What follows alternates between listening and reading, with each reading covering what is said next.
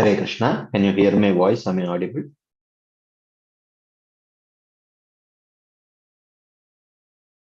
Is my voice audible?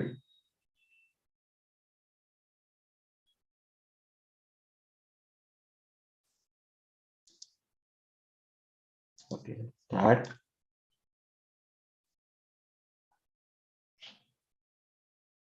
नमो विष्णुपदाय कृष्णप्रेष्ठाय भूत श्रीमते भक्ति वेदांत स्वामिनिति नामिने नमस्ते सारस्वती देव गौरवाणी प्रचारिणे निर्विशेष शून्यवादी पाश्चात्य देशतारिणे जय श्री कृष्ण चैतन्य प्रभु नित्यानंद श्री अद्वैत गदाधर शिवासादि गौर भक्त वृंद हरे कृष्णा कृष्णा कृष्णा हरे हरे हरे राम राम राम हरे Krishna.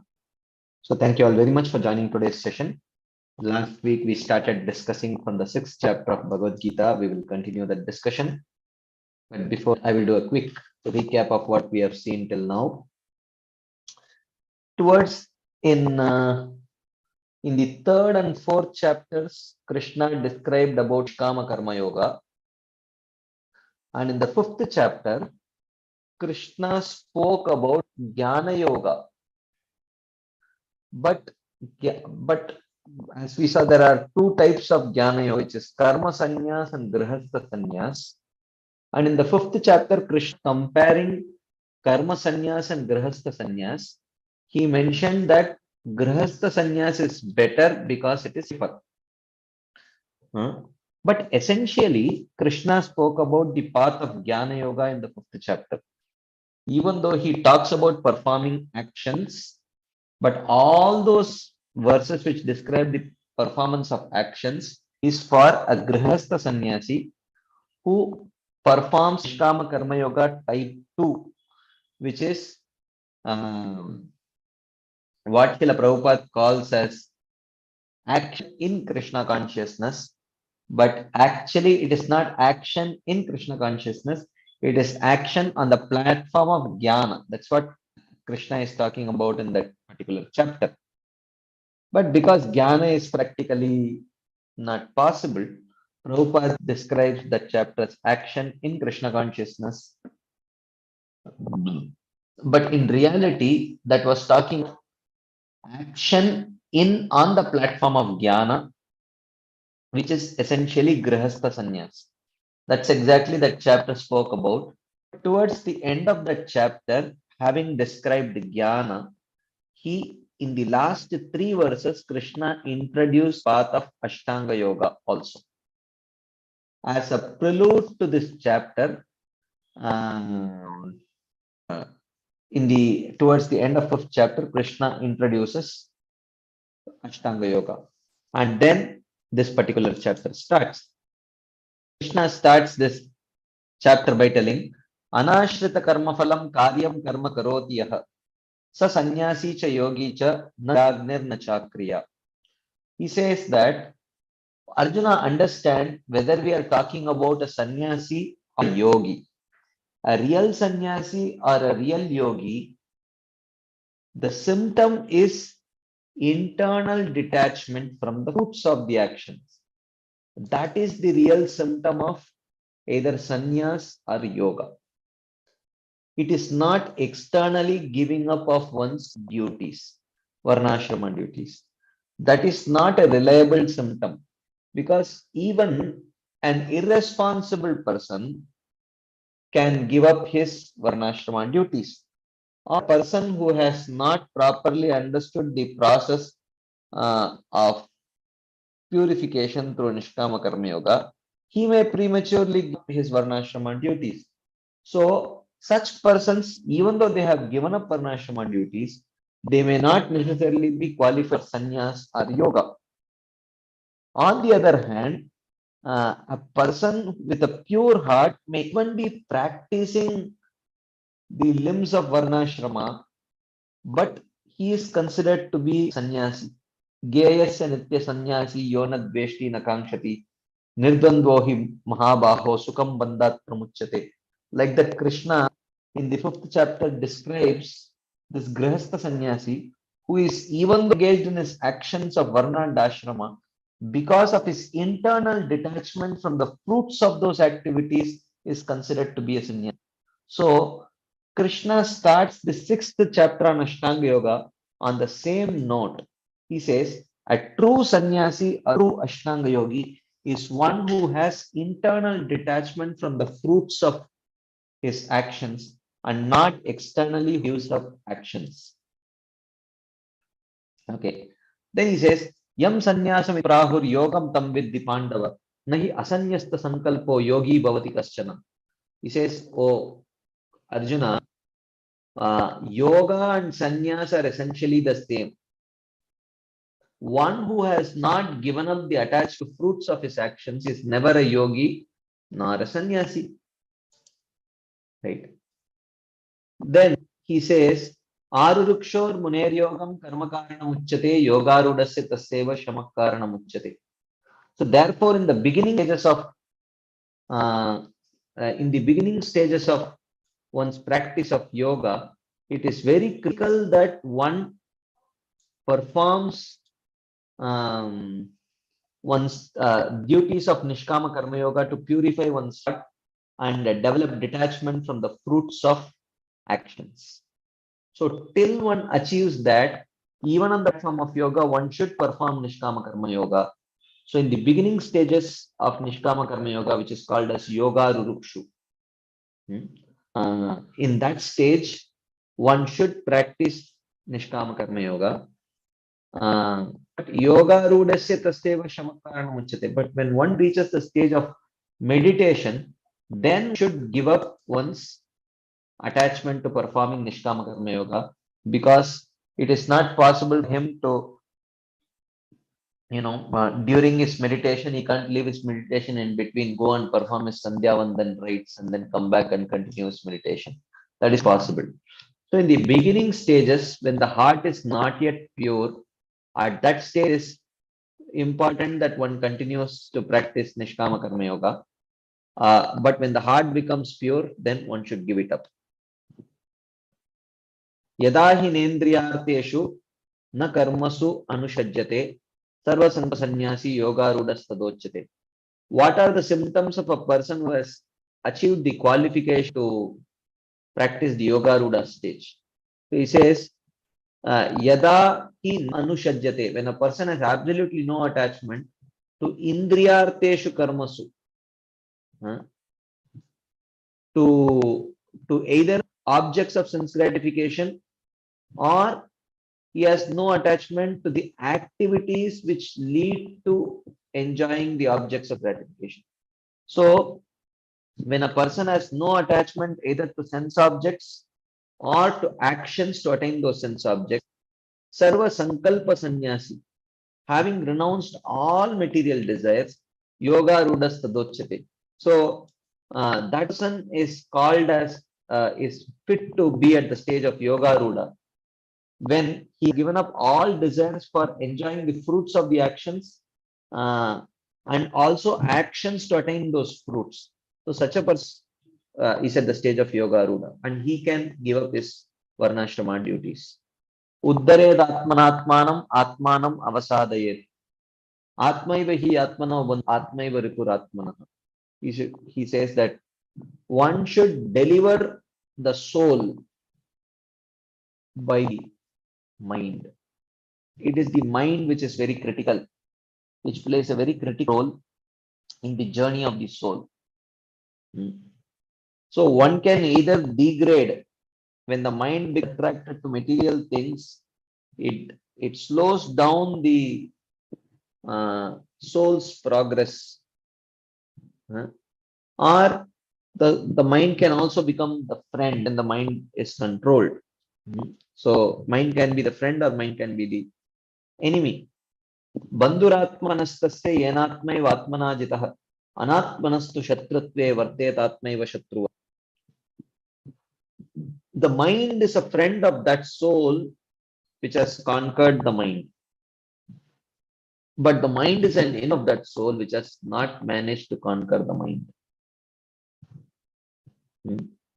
So,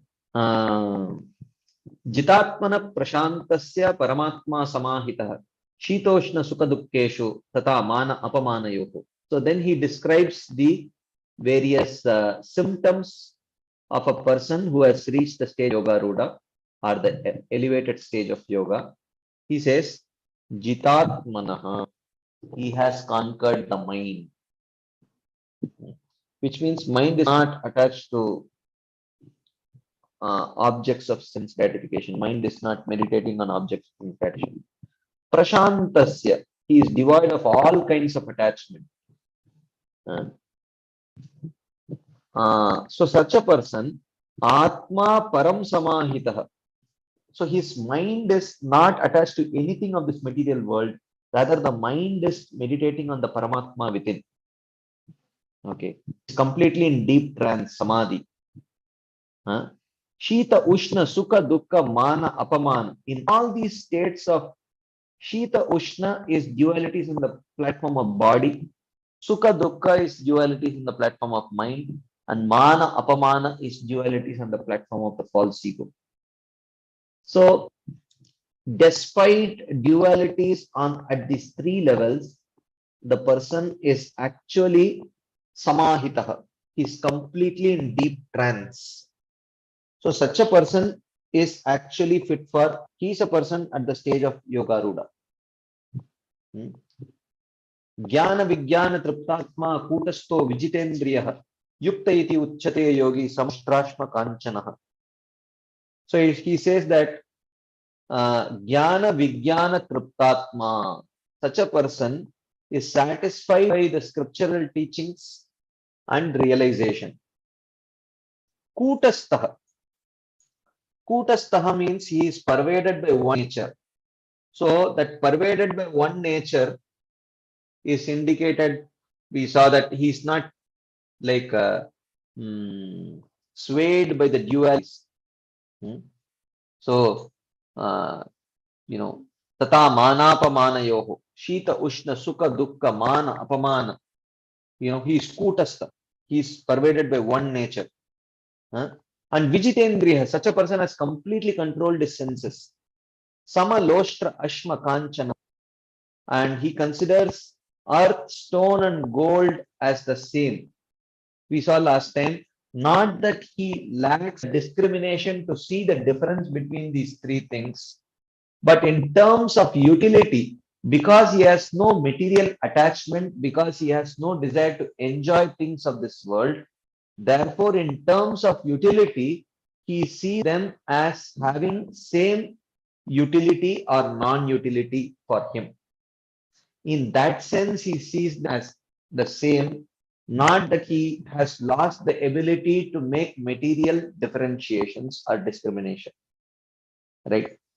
So, then he says, Suhran Mitra Ridasina Madhyastha Dveshya Bandhushu Sadhushu Apicha Papu Samabuddhir Vishishyate. And even when he progresses even further, then he is not swayed by these various kinds of relations which generate various kinds of emotions. For example, a well-wisher or a friend or an enemy, a sinner or a pious person, in their contact, one develops various kinds of emotions. Whereas a person at the stage of Yoga Ruda is not affected by those emotions. Suhrin Mitrari Udasa Madhyastha Dvesha Bandhusu Sadhushu Apicha Papeshu Samabuddhir Vishishyate. And this is an even elevated stage than to see a stone or gold or a piece of iron at the same level. Okay, so these were the various kinds of symptoms of a person at the stage of Yoga Ruda, the elevated stage of yoga that we saw. So now we are going to continue this discussion about, and we are going to see some verses which are going to describe about the practice of Ashtanga Yoga. It is practiced. But before we go into that section, if there are any quick discussion points, comments, questions, anything anyone would like to share as and based on what we have discussed till now, or whatever we discussed last week, and please go ahead. Ramacharya Prabhu. Dandod Prabhu. Dandod Prabhu. Prabhuji, just wanted to clarify I'm a little bit confused, so I wanted to rephrase it. So if I understand correctly, for Gyan Yogi, in the stage one, his prescribed duty is Niskam Karma Yoga, and when he gets to stage 2, then he can be a Astang Yogi, like Yoga Rudha and another one, I forgetting the name, but Yoga Ruksha, something like that. So in the first No. stage, okay. Okay. So after practicing Nishkama Karma Yoga, when the heart becomes purified, so then he has two options, either to practice Jnana Yoga or Ashtanga Yoga. Okay. And the initial stages of Ashtanga Yoga, when Nishkama Karma Yoga is not given up till the heart becomes purified, this stage is called as Yoga Rurukshu. Okay. So this is called as Yoga Rurukshu. So when this person reaches the stage of, by practice of Nishkama Karma Yoga, he progresses through the stage of Yoga Rurukshu. Arurukshu means the initial stage. Then when his heart becomes completely purified, then he can meditate on the Paramatma within. So this stage is called as Yoga Rudha. That. So then in chapter 4, while devotee is performing Niskam Karma Yoga and receiving the knowledge, so what stage is that then? Yeah, that's what you have. You have two options. Either you can achieve liberation through Jnana Yoga, or you can achieve liberation through Ashtanga Yoga. So, Nishkama Karma Yoga, the preliminary stage, is described in 3rd and 4th chapters, and Jnana Yoga was described in the 5th chapter. Ashtanga Yoga is now described in the 6th chapter. So, yeah. Thank you, Prabhu. Now I kind of got it. Okay. Okay. Anything else anyone would like to share as add?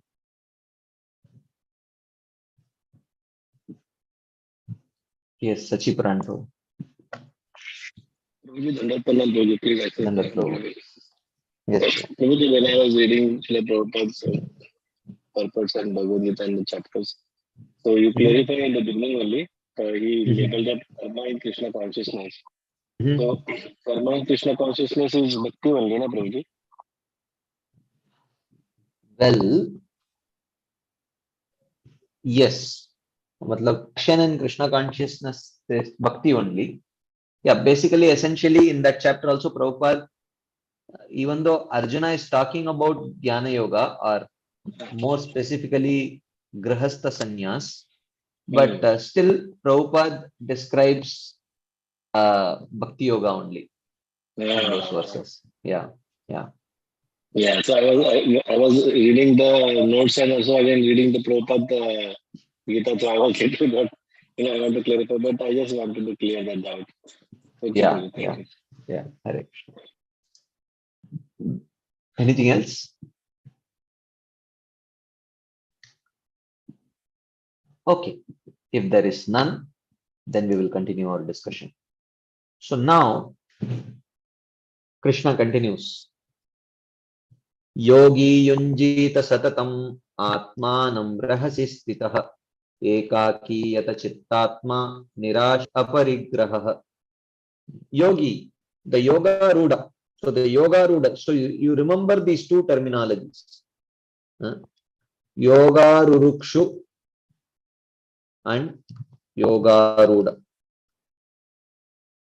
The yoga rurukshu is the early stage of Ashtanga Yoga, and Yoga Rudha is the advanced stage. Okay. In the Yoga Rurukshu stage, the heart is still unclean.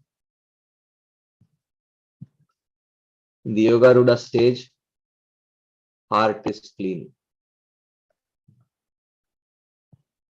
Okay.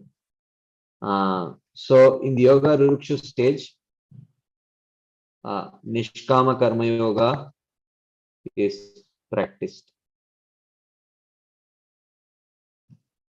And in Yoga Rudha stage, Nishkama Karma Yoga is given up.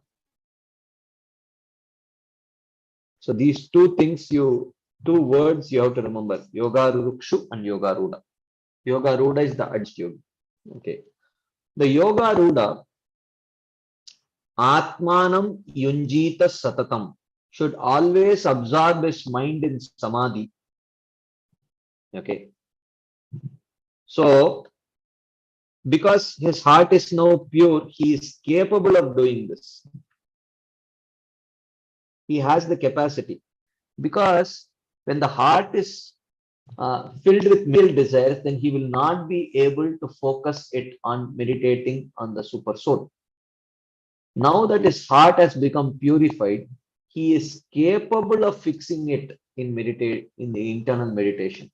Therefore, such a person, ekaki rahasi stitaha, he should be living alone in a solitary place. Yata chitta atma, being controlled in mind and body, nirashir aparigraha, without desire and without possessiveness. So the Yoga Rudha should always absorb his mind in samadhi, living alone in a solitary place, being controlled in his mind and body, without desire and without possessiveness. Okay. So the Yoga Rudha stage is mainly the last 3 stages of Ashtanga Yoga, which is Dharana, Dhyana, and Samadhi. Like that. So the Yoga Rudha should always absorb his mind in samadhi, living alone in a solitary place, being controlled in mind and body without desire and without possessiveness. So here Srila Vishwanath Chakravarti Thakur says, the yogi performs yoga with its anga. That description starts with this verse and ends with Sa Yogi Paramo Mataha in verse 32. He who has attained the stages of Yoga Rudha, the stage of steady meditation, should remain engaging the mind in samadhi, in meditating on the Parama within.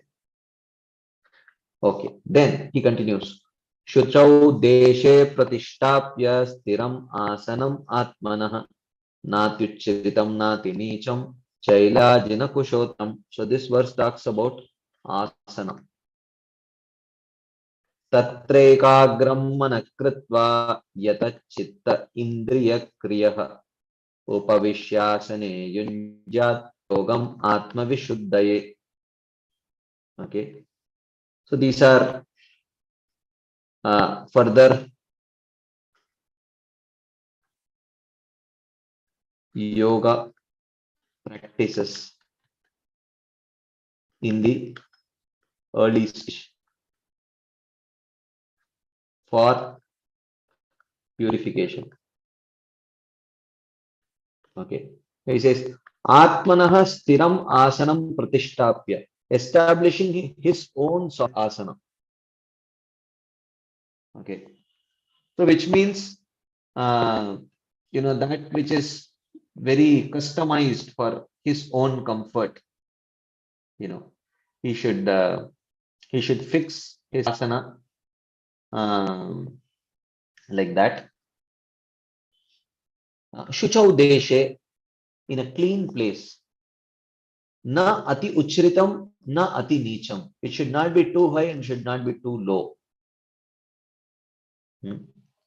Chaila ajina kusha uttaram. With kusha and then the deer skin and then a cloth on top. So the kusha grass mat should be at the bottom. On top of that, there should be a deer skin. Because kusha is auspicious. Deer skin is, it drives away all kinds of insects and other things. and a cloth on top. Tatra upavishya asane, and sitting on that particular asan, ekagram manakritva, concentrating the mind on one point, yata chitta indriya kriyaha, and controlling the activities of the mind and the senses. Yogam yunjad, he should engage in yoga. Atma vishuddhaye, for the purification of consciousness. Right. So, like that, so the practice of the yogi is mentioned. You know, what kind of, when he should choose a place for meditation, and how that place should be clean, and he should customize his own seat.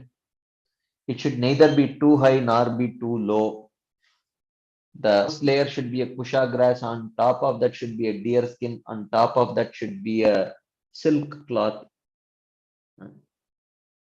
And sitting on that cloth, he should concentrate the mind on one point, and controlling the activities of the mind and senses, he should engage in yoga for the purification of consciousness, like that. So here he says he establishes his own asana, which has kusha on the bottom, then deer skin, and then finally cloth on top. The yogi engages in meditation for purification of inner organ or consciousness, Atma Vishuddhaye. This freedom from disturbance, which makes the internal organ very subtle, is suitable for the direct realization of Brahman. So this is very critical. This freedom from disturbance is very critical for making the internal organ very subtle. Which means it is not disturbed by gross things. It can tune into the subtlest is, the Paramatma. So it can tune into meditation on the Paramatma. The Shruti says, Drishyate tu avyaya buddhya sukshmaya sukshmadarshibihi. Paramatma is seen by fine concentrated intelligence by the seers of the subtle. Sukshmadarshibihi sukshmaya buddhya drishyate. So it is seen by people who have that sukshma buddhi. Okay. So therefore, these external things are very critical. Otherwise, one will be disturbed by gross things, right?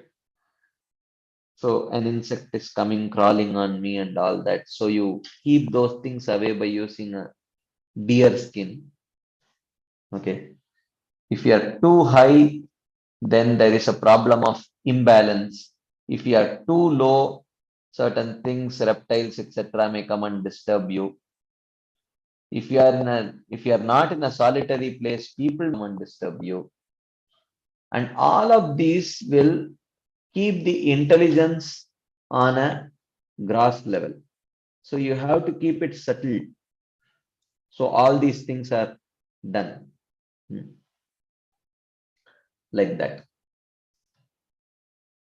Okay.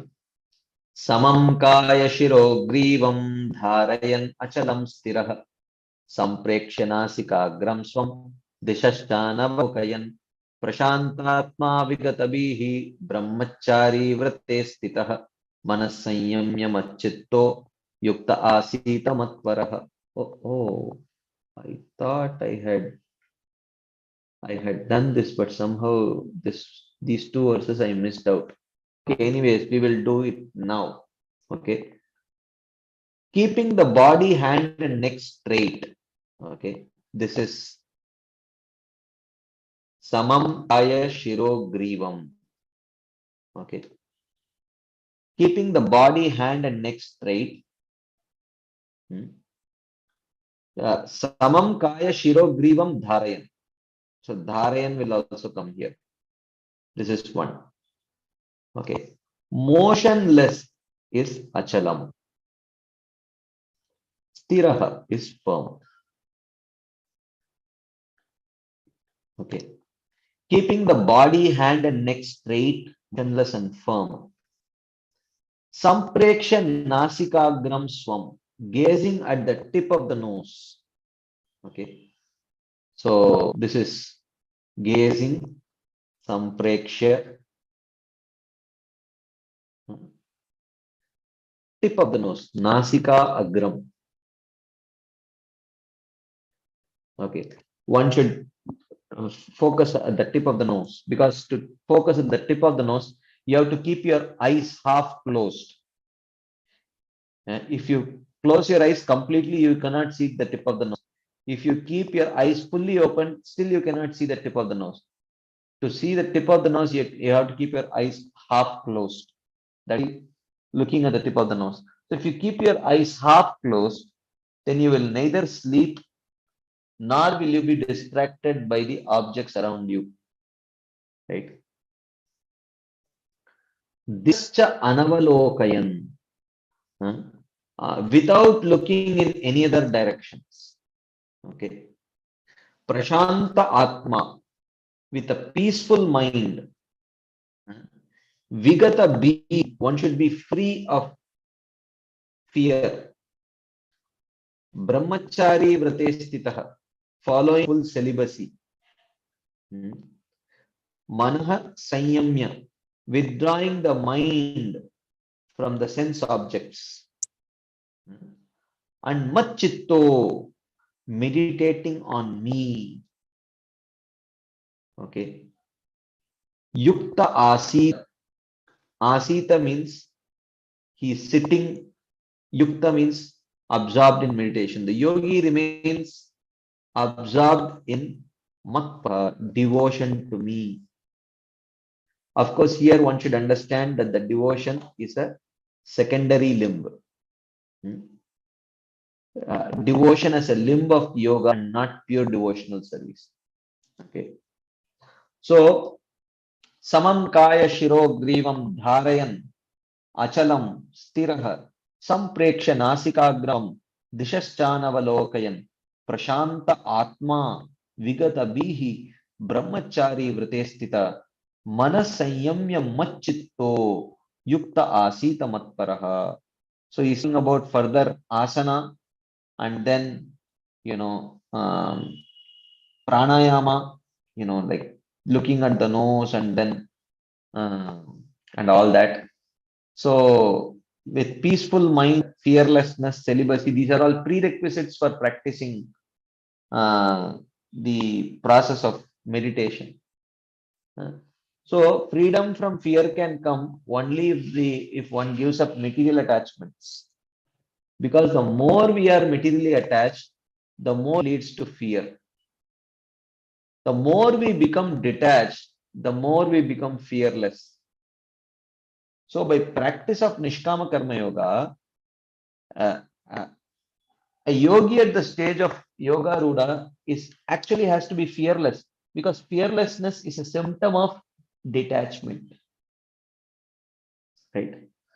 So fearless and practice celibacy, withdrawing his mind from the sense objects and meditating on me, the yogi remains absorbed in devotion to me.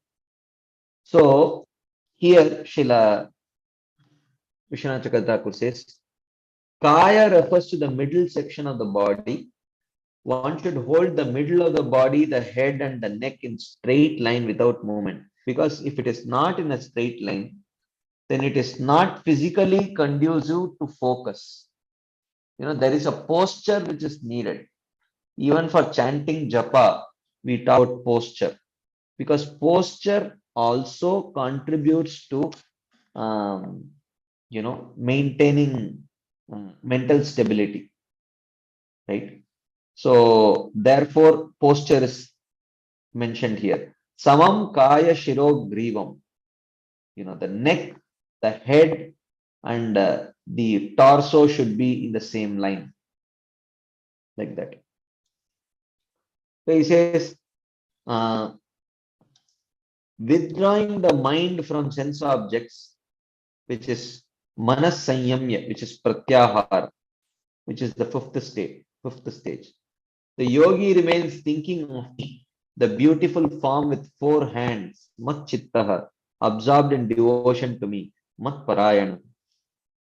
So here in a footnote, Srila Bhanuswami Maharaj says, as with jnana, as mentioned in Bhagavad Gita 5.17, yoga must also include bhakti in order to realize Paramatma. So for Paramatma realization, the element of bhakti is essential. That is what is mentioned here as mat parayana, mat chitta mat parayana. Yuk, manas sanyamya mat chitto yukta asita mat paraha. Like that. So, so just like the state of jnana, in which the element of bhakti was essential for realizing the Paramatma. Similarly, on the path of yoga also, there is actually a need to practice the element of bhakti in order to realize the Paramatma. Like that. Any quick discussion points, comments, questions, anything anyone would like to share and add?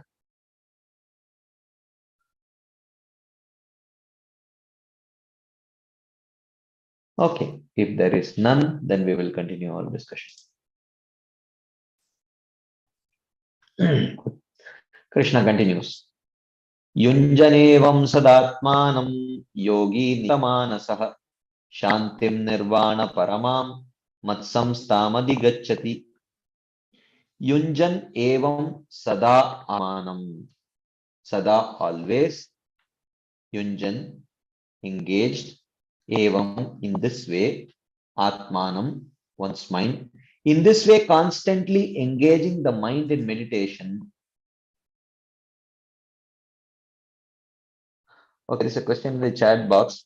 How is that bhakti different from the path of bhakti yoga? So the path of bhakti yoga is purely Shravanam, Kirtanam, Vishnu, Smaranam, Pada Sevanam. But this element of bhakti that is practiced by an Ashtanga yogi, it is only practiced as a secondary limb. There is not complete dependence on bhakti, and there is no exclusive practice of bhakti also.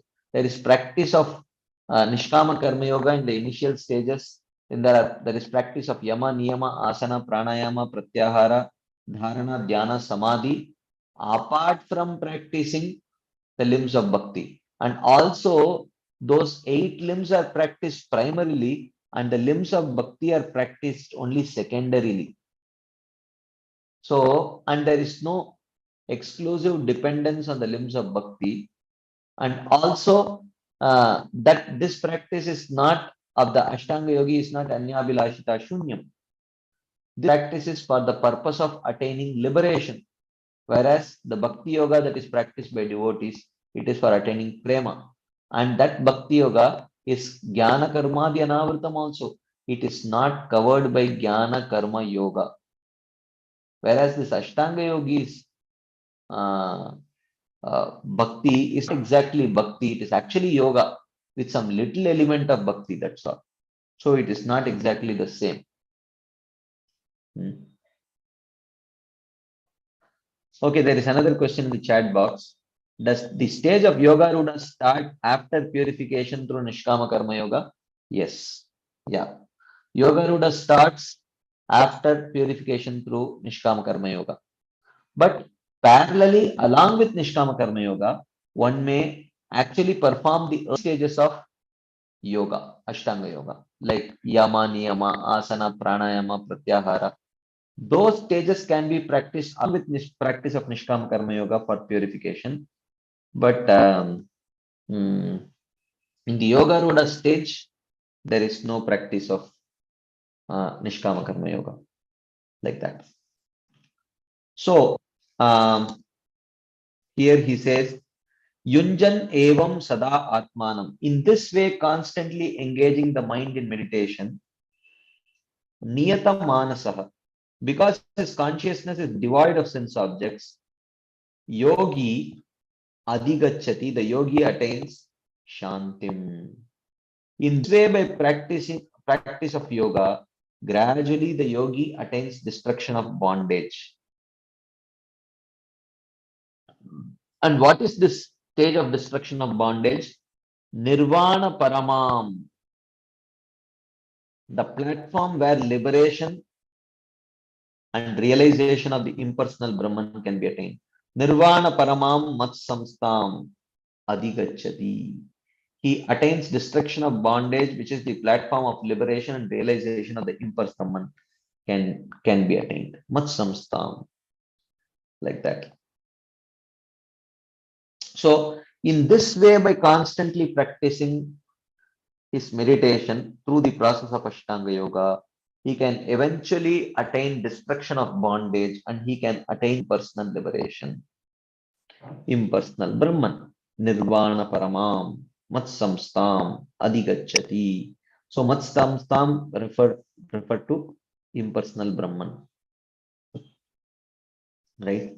So here he says, Srila Vishwanath Chakravarti, continually engaging the mind in Dhyana Yoga or Ashtanga Yoga, because the consciousness is devoid of sense objects, he then attains the dissolution of samsara, in which supreme liberation can be attained, and in which he attains continuous existence in me as the Vishesha Brahman, Matsamstam.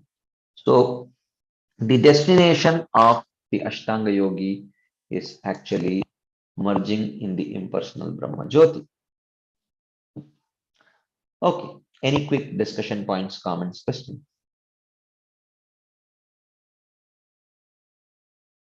Two hands up. Okay, Keshav Priyamataji. Hare Krishna, Prabhuji. Dandavad pranams, Prabhuji. Dandavad. Prabhuji, after the Nishkama Karma Yoga, they are all freed of vasanas, no, Prabhuji, these people, Gyanis and Yogis.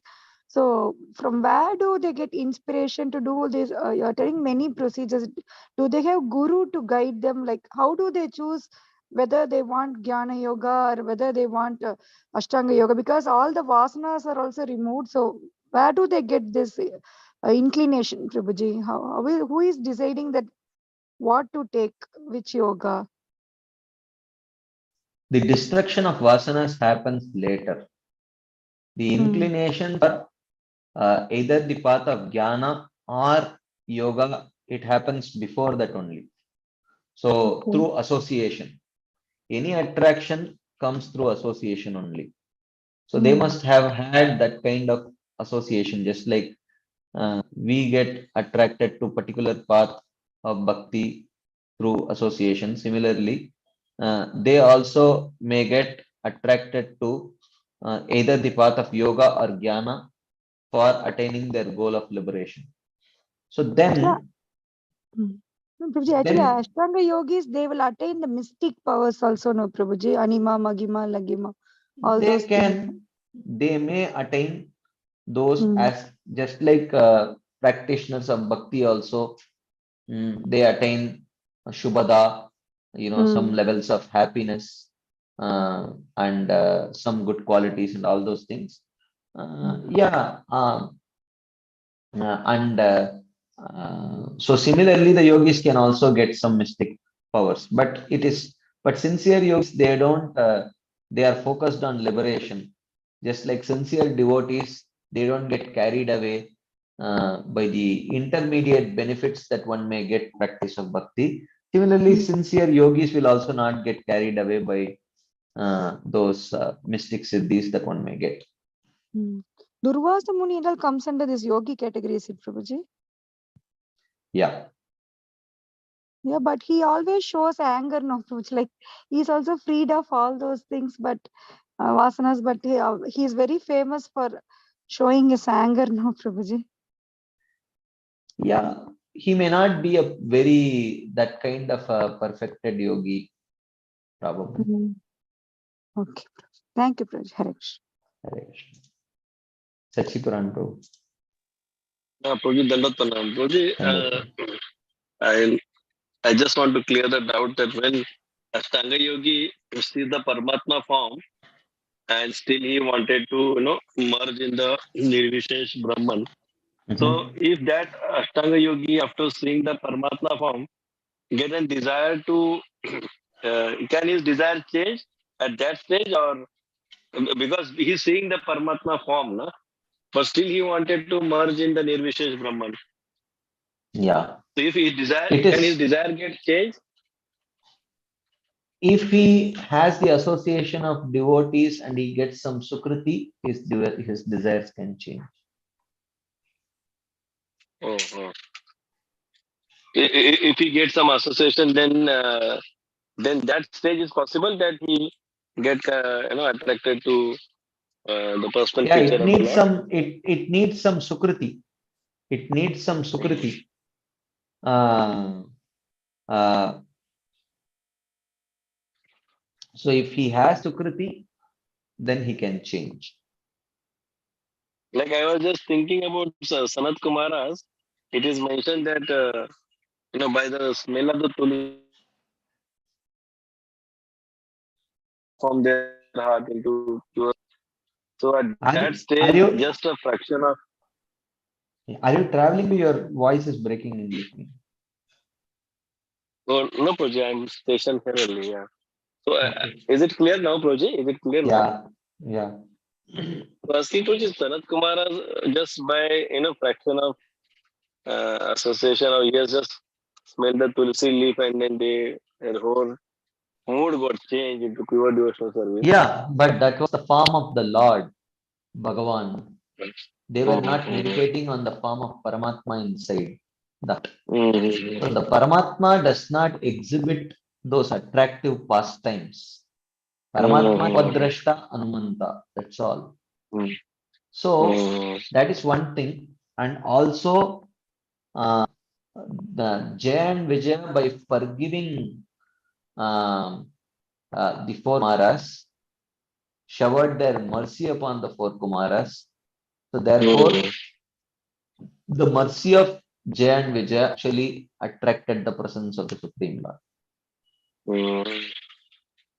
So there was intervention of devotee there. Thank you, thank you, thank you. Yeah. Okay, so okay, there is one hand up. So nothing. Prabhuji, as you said, they need some Agyata Sukruti. They need a Sukruti, you said. Does it mean that for every person to get to the spiritual association or come to the Bhakti Yoga, they need a Sukruti only? Yeah. So then it's like it is Sukruti is so then it is always good. No? Bhaktyonmukhi Sukriti. Because so piety is also called as Sukriti. We are not talking about material Sukriti. that is what One I want. needs Bhaktyonmukhi Sukriti, not just Sukriti, not material piety. Material piety has nothing to do with bhakti. Someone may be very pious, he will never take up the bhakti. So material piety and taking up to bhakti have absolutely no connection actually. Yes. Okay, so okay, this is where, because this point was brought up, I will just add a slide here and clarify this one point. Okay, this is important. Of course, we have discussed this before, but still it is nothing wrong in discussing it here. Okay, so let's say someone takes up to practice Sakama Karma Yoga. Okay, so that is the beginning of spiritual practice.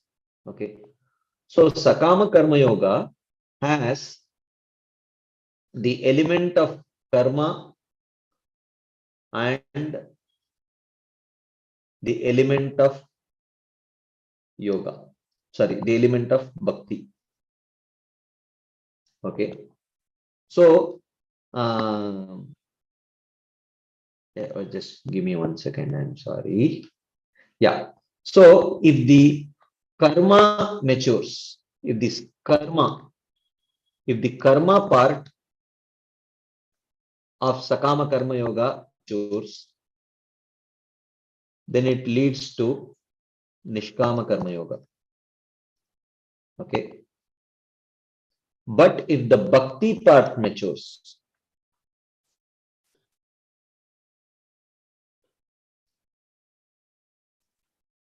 okay, then it leads to Sakama Karma Mishra Bhakti. Okay. Kama Karma Mishra Bhakti. Okay. So, like that. So, in here, Nishkama Karma Yoga also has the element of karma and bhakti. Okay. If the karma part matures, then it leads to Jnana Yoga. Okay. But if the bhakti part matures,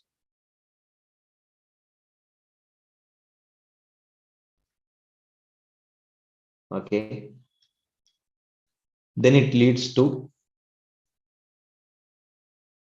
Nishkama Karma Mishra Bhakti. Okay. So now this Jnana Yoga has two parts, Jnana and Bhakti. Here, if the Jnana part matures, okay, I am not putting all the stages because that will make it even more confusing, but I am keeping it simple. Okay. If the Jnana part matures, it leads to Sayujya Mukti.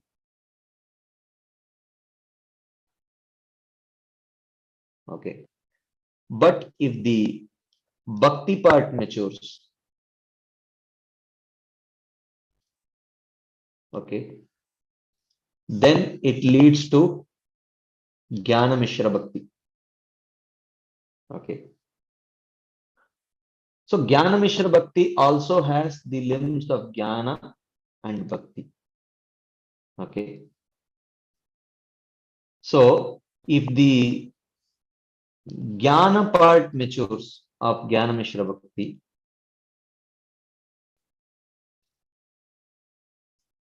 then it leads to Shantarati. Okay, Shantarati in Vaikuntha. Okay. But if the Bhakti part matures,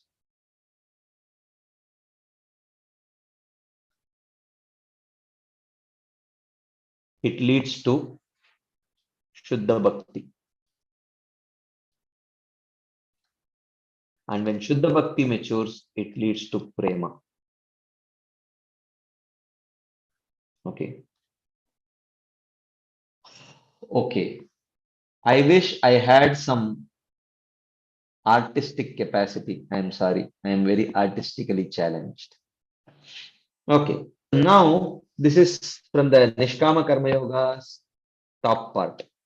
So now, when Nishkama Karma Mishra Bhakti also has two parts, which is Karma and Bhakti. Okay. If the Bhakti part matures,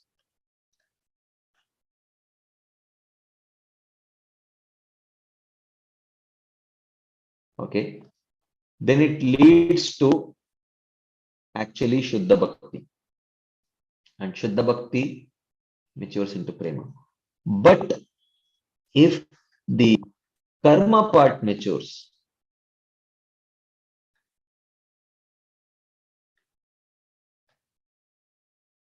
then it leads to Jnana Mishra Bhakti.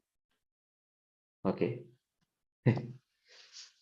Okay. So now in Sakama Karma Mishra Bhakti, okay, also has two parts, which is Karma and Bhakti.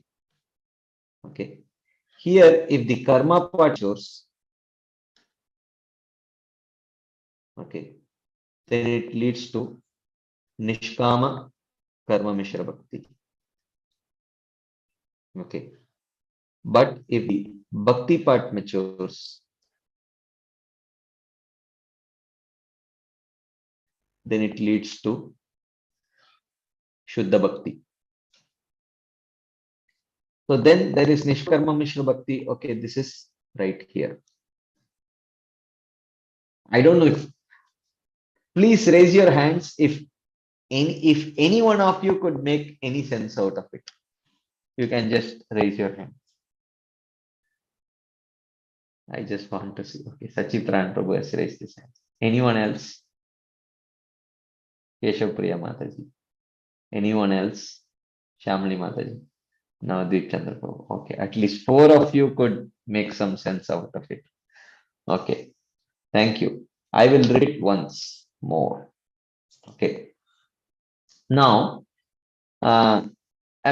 so Sakama Karma Yoga is the beginning of the spiritual practice. Okay, any kind of Vedic practice. So Sakama Karma Yoga, you know that it has 2 parts. Okay, karma part is there, but bhakti is needed for any practice to give any result, right? So it has karma part and it has bhakti part. So if karma part matures, means there is no further accumulation of sukriti, one perfectly practices the varnashrama duties. So when one practices that, then what happens? The heart becomes somewhat purified and they come to the stage of Nishkama Karma Yoga. Okay. But when bhakti part matures means what? They get some favorable association and they get some Agyata Sukriti. Somewhat, not completely. So when they gain some favorable Tyonmukhi Sukriti, then the bhakti element becomes more. When the bhakti element becomes more, even though, so then they become Sakama Karma Mishra Bhakta. So in Sakama Karma Yoga, bhakti was secondary, but in Sakama Karma Mishra Bhakti, bhakti becomes primary. Okay, like that. So now in this Nishkama Karma Yoga also has karma and bhakti. When the karma part matures, which means with no added sukriti, only if he perfectly practices his Nishkama Karma Yoga, then he will come to the stage of Jnana Yoga. And when he perfectly performs his Jnana Yoga, he will attain Sahijya Mukti. I think that should be clear, right? But for the Nishkama Karma Yogi, by some favorable association, he develops, he accumulates little more Sukriti. Okay. Then the Bhakti part matures into Nishkama Karma Mishra Bhakti. Right? So this Nishkama Karma Mishra Bhakti is actually Karma Mishra Bhakti only. This also has Karma and Bhakti. So if the Karma part matures, then Karma will become Jnana. So Karma Mishra Bhakti will become Jnana Mishra Bhakti. Or if the Bhakti part matures, here Bhakti is already predominant. By Bhakti maturing means he gets further favorable association and Pradhanibhuta Bhakti becomes Shuddha Bhakti. So then Shuddha Bhakti matures into Prema. Okay. So now, but if the Karma part matures, then the Karma Mishra Bhakti will become Jnana Mishra Bhakti. Now Jnana Mishra Bhakti, if Jnana Mishra Bhakti, the Jnana part matures, which means with no added Sukriti, then the Jnana will mature into Shantarati in Vaikuntha. Or if the Nishkama or if the Bhakti element matures, then Pradhanibhuta Bhakti becomes Shuddha Bhakti and the Shuddha Bhakti leads to Prema. Like that, you can describe for Sakama Karma Mishra Bhakti also. So this is like the, sort of progress. Those who are raising your hands, Shamli Mataji and Sachipran Prabhu, are you raising because you have some questions or was it for the question which was asked before? Okay, any quick discussion points, questions, comments, anything anyone would like to share at this point? Okay, Shamli Mataji. Harival. Yes, Prabhu. Prabhuji, I mean, quite a detailed description, but I just wanted to know if there are any practical examples of how Jnana Mishra Bhakta achieved pure devotion. Like any examples in the Shastras, like personalities, like Mataji spoke about Durvas Muni, who is Ashtanga Yogi, and whatever. But like that, any examples of a Jnana Yogi who became a pure devotee. Jnana Mishra Bhakta, and then Jnana Mishra Bhakta to Prema, or Shuddha Bhakti. Well, Like those that kinds of transition. examples, those kinds of Transition. transitions you will not see in Bhagavatam, but Jnanamish, but you will definitely see Jnana yogis, yogis, etc., becoming Shuddha Bhaktas by the association. For example, King Prachina Barhi is a classic example of a fully fixed Karma Yogi becoming a devotee by the association of Narada Muni.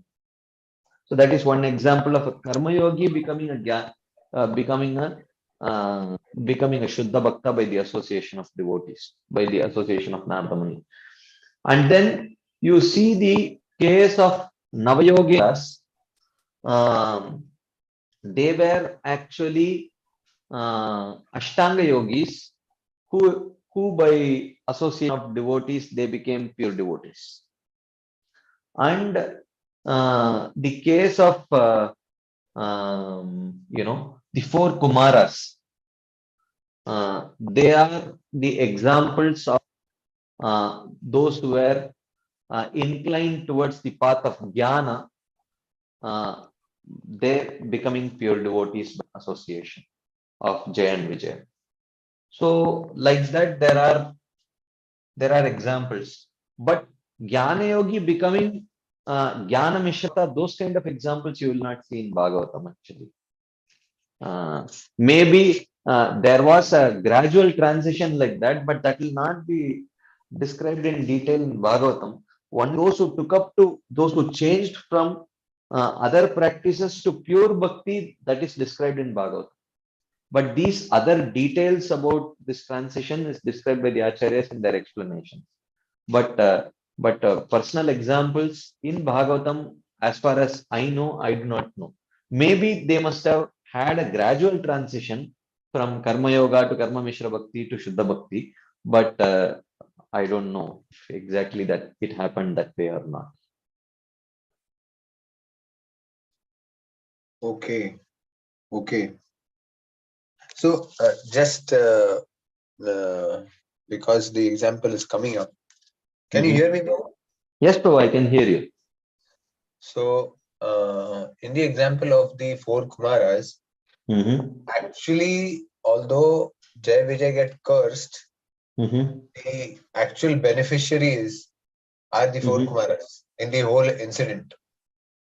Well, you can see them as beneficiaries, or the other way around also, because if by the association, if they had not cursed Jay and Vijaya, they would have achieved prema, according to Srila Vishwanath Chakravarti Thakur. But because they cursed Jay and Vijaya, who were Nitya Parshas of the Supreme Lord, therefore they never attained prema, they achieved only Shantarati. So it was like if only they had refrained from cursing Jaya and Vijaya, they would have attained something higher. They would have reached the stage of prema actually, and established a full-fledged relationship with the Supreme Lord. But that never happened.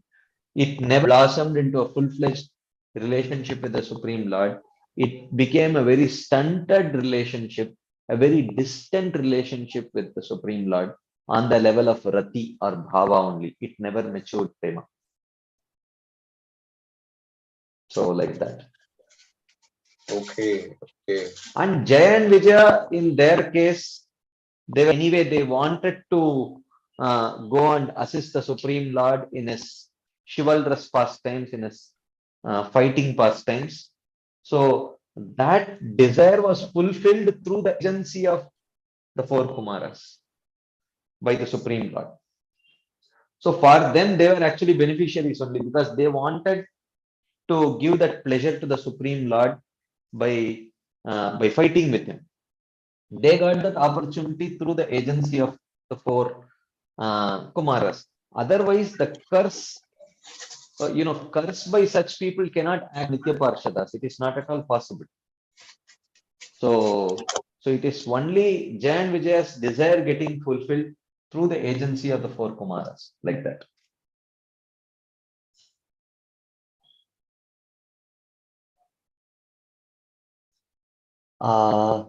Is that okay, Prabhu? I think somehow Shamlal Prabhu, okay.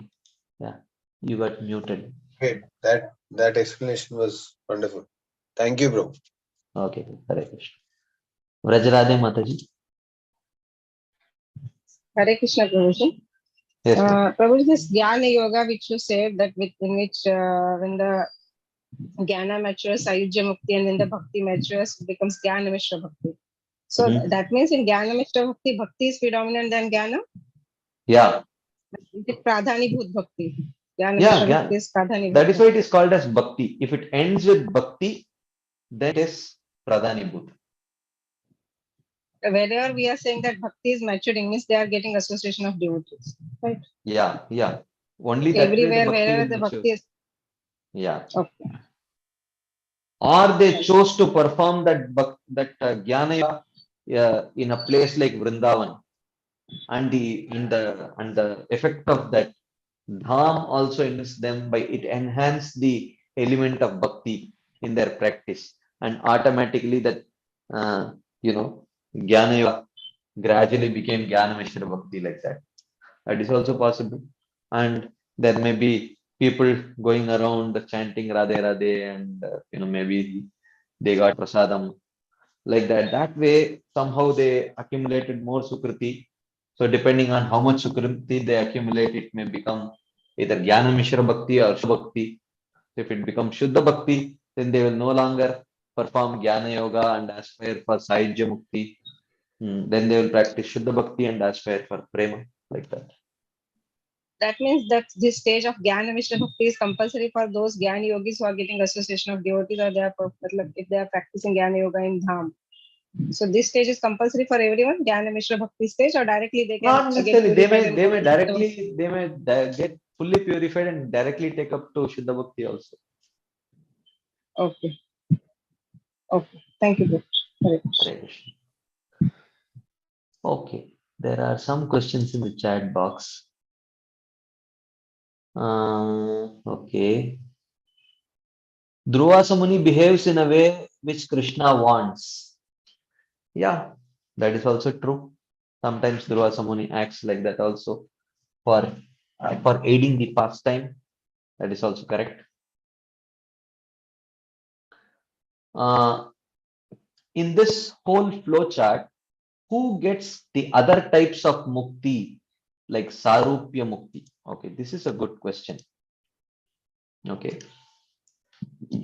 So, for the Nishkama Karma Mishra Bhakta, there are two, actually, you're right.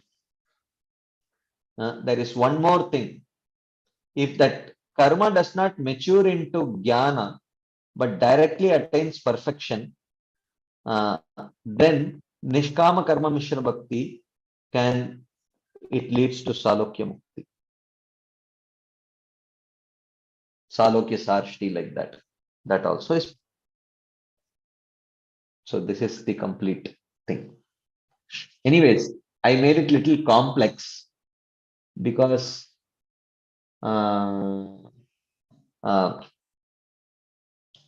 maybe I think someone made a chart of this. I forgot. Maybe I will see if I can find that out. Because this looks like complete khichdi. Even if I look at it, I can't make any head or tail of it. So, yeah. but if I think someone made a flow chart of it, when I described somewhere else. I will try to find out if I can get that flow chart, or I myself will try to make one. Yeah. Anyways, so here we have been discussing about the practice of Nishkama Karma Yoga. Yeah. So we will see. Yunjanevam sadamanam yogi niyatamanasah shantim nirvana paramam mat samstam adhigacchati. So he says that constantly engaging the mind in meditation, because his consciousness is devoid of sense objects, yogi attains destruction of bondage, the platform where liberation and realization of the impersonal Brahman can be attained. So, yes. Now, let's continue. Then, talking about practice of yoga, he says, Natyashnatastu yogosti nachaikantam anashnatah nachati swapnashilasya jagrato naiva charjuna na ati ashnatastu yogo asti. Yoga is not possible for one who eats too much. Nacha ekantam anashnatah, or one who does not eat sufficiently. Okay. Too much eating also will be an obstacle to practicing yoga, any yoga for that matter, including Bhakti Yoga. And if one eats too less, insufficient for properly maintaining one's body, then also it will become an obstacle for practicing yoga. Nacha ati swapnashilasya. Yoga is not possible for one who sleeps too much. Jagrato naiva charjuna, or one who does not sleep sufficiently also. So one should not artificially try to cut down. This is so far even Ashtanga Yoga, which actually puts a great premium on austerity. If this is so with Ashtanga Yoga, then how much more it should be for Bhakti Yoga.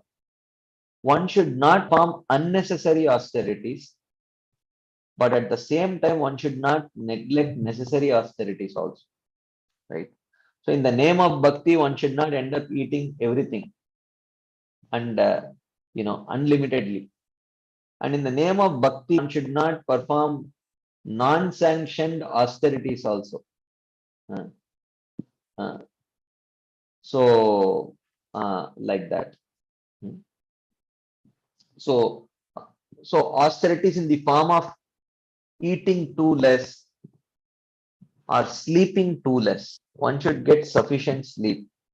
It's not that one cuts down on sleep but feels sleepy during japa hearing. One is not able to concentrate. One should take sufficient sleep which will keep them fresh and enthusiastic for their services and sadhana. So that much sleep one should get. Anything less than that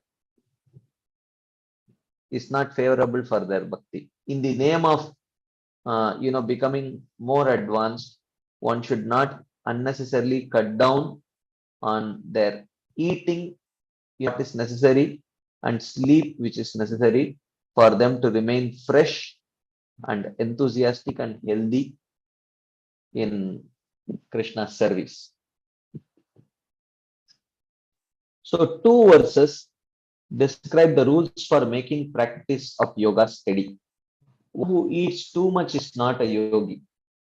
It is said, Purayed ashanenardam tritiyam udakena tu vayoho sancharanartam tu chaturtam avasheshayet. This is probably some kind of an Ayurveda verse, or maybe it must be from the Yoga Shastras. Maybe Sonar Saki Mataji may be able to comment on this. He says, Purayed ashanena ardam. One should fill the stomach half with food. Tritiyam udakena tu. The third 1/4, the third quarter should be with water. chaturtham, on the fourth quarter, vayoho sancharanartham avasheshet. One should leave the fourth quarter for the movement of air. So this is healthy eating. So what does it mean to not overeat? Half of the stomach must only be filled with food, and 1/4 with water, 1/4 for the movement of air. If we eat like this, then one can practice yoga peacefully.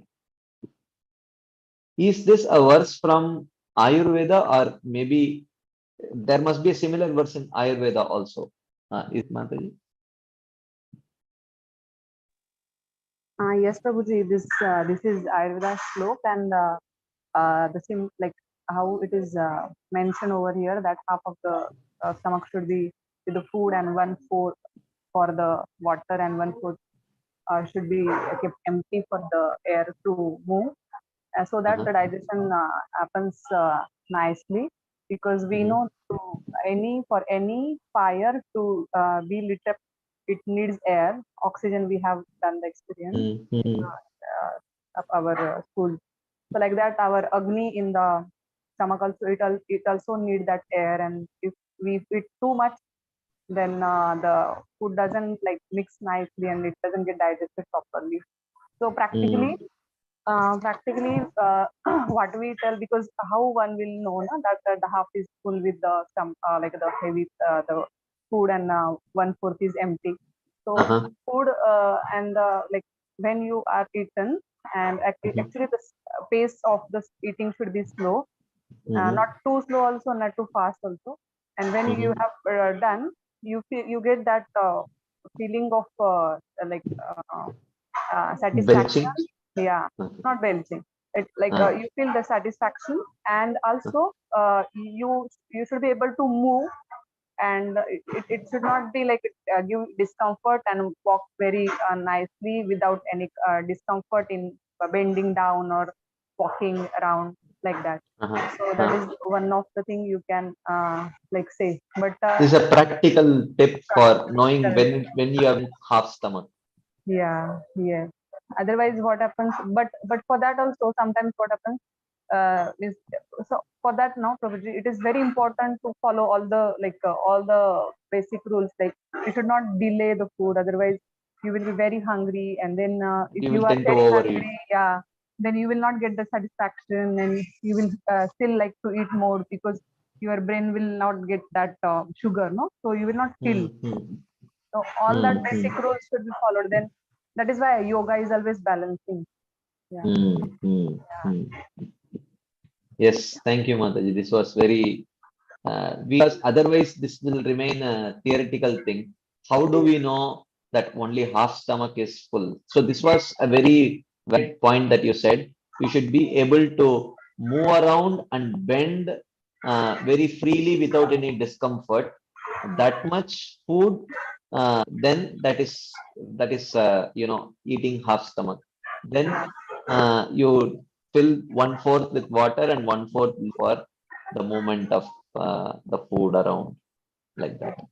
And then that satisfaction of pitta means like you feel that hunger, and the body tissues, no, that tarpan feeling, that feeling of that nourishment, no, that should be like there. That santushti, that is why we say Santushti na is there. prasadam. Aap santushti ho gaye, that is what. Yeah. Is very important. Yeah. Yes. Thank you, Mataji. This was very useful. Yeah. Thank you. Okay.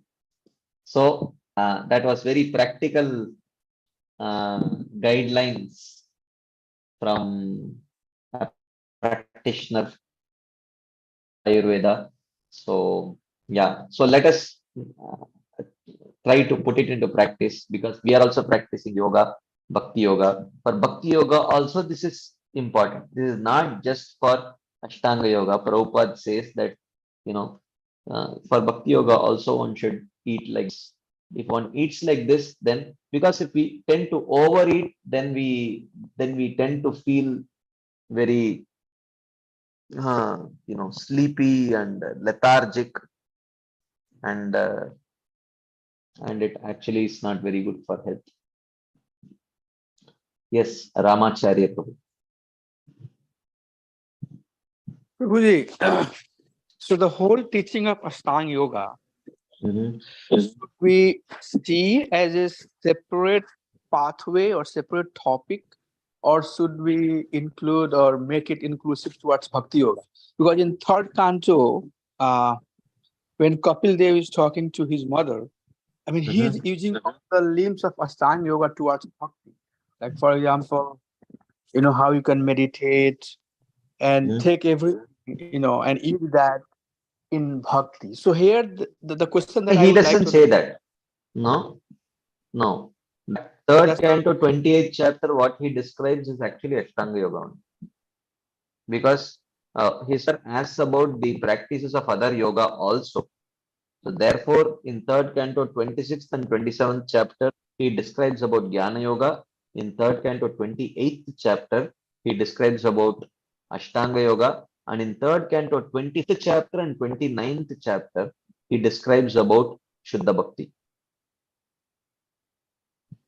So, But I heard in one of the lecture that from one of the, in fact, sannyasi, that these limbs of Ashtanga Yoga can be also easily used in Bhakti, like you just mentioned, yeah, that eating, half stomach and all of yeah, that. yeah, those principles can be adopted in the mode of Anlyasa Sankalpo Pratikulyasya Varjanam. One can incorporate these principles, which are anukul for bhakti. Like for example, the principles of keeping the body fit, for practicing, meditation, to keep the body and mind fit. Certain things are there, which if they don't cover our bhakti, we can incorporate them in our own practices also. So, that is fine. So like, for example, here it is mentioned about eating. So those kind of principles are applicable for Bhakti Yoga also. But that does not mean we are incorporating Ashtanga Yoga. But by accepting some favorable aspects of that for proper practice of Bhakti, then those becomes the secondary limbs of devotional service, like that. Oh, okay. Yes, okay, Prabhu. In that way, so use where it's useful. That's how the simple form to see it. See, it's a simple form that apply whatever is applicable or makes sense towards Bhakti Yoga. Yeah, yeah. And provided it does not cover our appreciation of the limbs of bhakti. Okay. So like, for example, someone says, someone may feel that, okay, I do some pranayama. And it helps me focus on my chanting nicely. That is very good. Then that practice of pranayama is a limb of bhakti for that person. Because the secondary limbs, you cannot say, then you think that the person sitting next to you, he doesn't perform pranayama. Okay. And then he's chanting. So, and we may think that, oh, he didn't perform pranayama, which he must not be concentrating on the holy name. So if we think like that, then we are thinking that pranayama has become for us a primary limb of bhakti, which means then that is mixed faith. So prana, what one should understand is, okay, performance of pranayama is helping me somewhat control my mind so that I can focus on my holy name. But that does not mean someone who is not doing pranayama is not able to focus on the holy name. Because the secondary limbs are favorable, but they are not non-negotiable. So pranayama is a secondary limb. So when we make that non-negotiable, then our faith becomes mixed. So when you say that, oh, without pranayama, you can never focus on the holy name. Then it becomes mixed devotional service. Then you are actually making a limb of yoga as non-negotiable for bhakti. That is unfavorable. But that does not mean anyone who does some pranayama before chanting the holy name, you cannot say that that person is actually practicing Mishra Bhakti. No, he is practicing Shuddha Bhakti only. But you may say that, oh, but how come he is practicing pranayama? That's okay. He is practicing pranayama that he can somewhat focus his mind and chant the holy name nicely. So that means mixed devotional service. No, not necessarily. Then you have to ask him, Prabhuji, ye aapka baaju wala hai, the person next to you, he's not doing pranayama. Do you think he can focus on the holy name?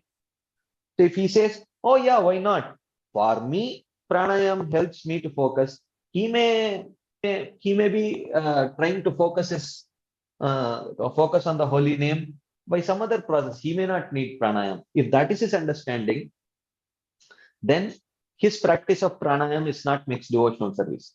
But if someone thinks, oh, without pranayama, you can never focus on the holy name, then that is mixed devotional service. Does it make sense? Yes, Prabhu. Thank you so much. I don't know how you get this type of realization. I really Yes, appreciate it. It's very clear concept, Prabhu. Thank you so much. Dandavad. I got it now. Yeah, thank you. Okay. So this is about regulation. And there is one more verse about regulation. We have still more minutes. So let me complete that one verse also.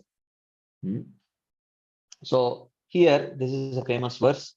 Yuktahara viharasya yukta cheshtasya karmasu yukta swapnava bodhasya yogo bhavati dukkha. Okay. Yukta ahara viharasya. If one has regulated eating, vihara means actually recreation, but Srinath Chakravarti Thakur says for devotees, vihara means walking, regulated walking. Okay.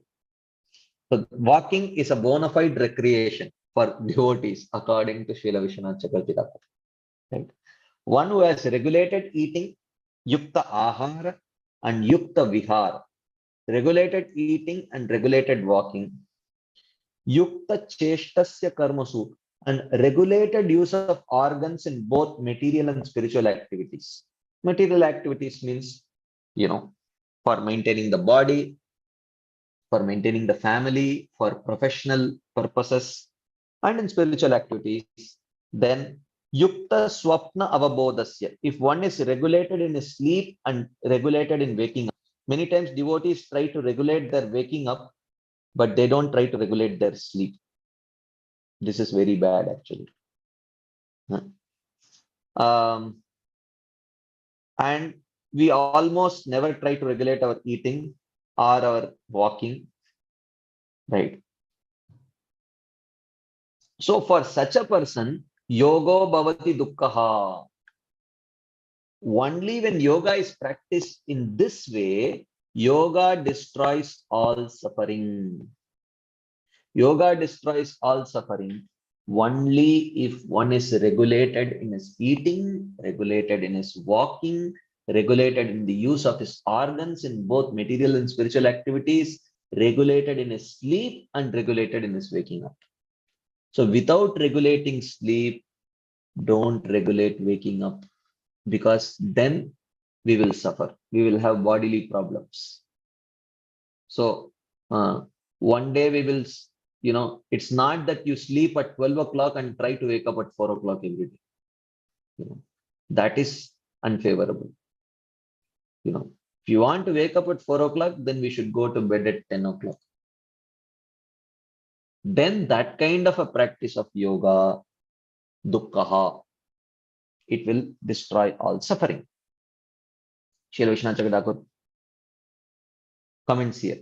Here he says, yukta here means controlled. One who controls eating and walking, ahara and vihara, and controls actions such as speech during execution of both material and spiritual duties, performs yoga, which destroys suffering. So maybe we may next time when we meet, we can request maybe Sonar Saki Mataji or Nirmal Chandra Prabhu to give a very brief discussion about, very, of course, these things are definitely very custom made for people according to their Prakriti bodily constitution, but generic understanding according to Ayurveda about what is Yukta Ahara and what is Yukta Swapna and Yukta Avabodha. What is in general accepted regulated sleep and regulated waking up. Maybe some brief points. Maybe next time when we meet, we will request them to speak on that. Okay, so thank you all very much for your patient listening and your enthusiastic participation. We will continue this discussion next day. Srila Prabhupada ki jai, Srila Vishwanath Chakravarti Thakur Pad ki jai, Srimad Bhagavad Gita ki jai. Hare Krishna. Thank you very much.